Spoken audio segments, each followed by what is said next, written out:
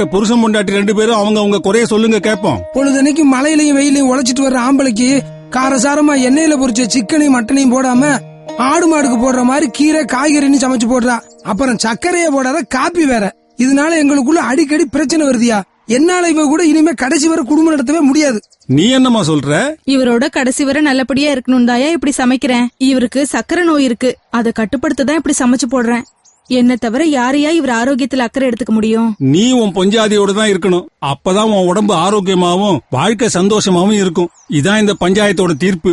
இதனால நம்ம ஊர் சனங்க தெரிஞ்சுக்க வேண்டியது என்னன்னா, சக்கரை நோய் வராம தடுக்கவும் வந்தா அதிகரிக்காம கட்டுப்படுத்தவும் சில வழிகள் இருக்கு. நாம சாப்பாட்டுல உப்பு காரம் சர்க்கரைய குறைக்கணும்.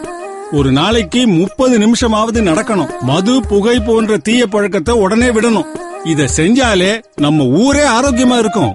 நாட்டாம தீர்ப்பு மட்டும் இல்ல, தீராத வியாதிக்கு தீர்வையும் சொல்லிட்டார் ஐயா. 30 வயதும் அதற்கும் மேற்பட்டவர்கள் அரசு மருத்துவமனை அல்லது ஆரம்ப சுகாதார நிலையங்களில் சர்க்கரை நோய் பரிசோதனை செய்து கொள்ள வேண்டும். அதிகமாக காய்கறிகள் மற்றும் பழங்கள் உட்கொள்ள வேண்டும். அதிக கொழுப்பு மற்றும் சர்க்கரை உள்ள உணவுகளை தவிர்க்க வேண்டும். நாள்தோறும் அரை மணி நேரமாவது நடக்க வேண்டும். புகை மற்றும் மது பழக்கத்தை விட்டுவிட வேண்டும். ஆரம்ப நிலையிலேயே சர்க்கரை நோய் கண்டறியப்பட்டு தகுந்த சிகிச்சை எடுத்துக்கொண்டால் கண், சிறுநீரகம், இதயம், நரம்பு, பாதம் போன்ற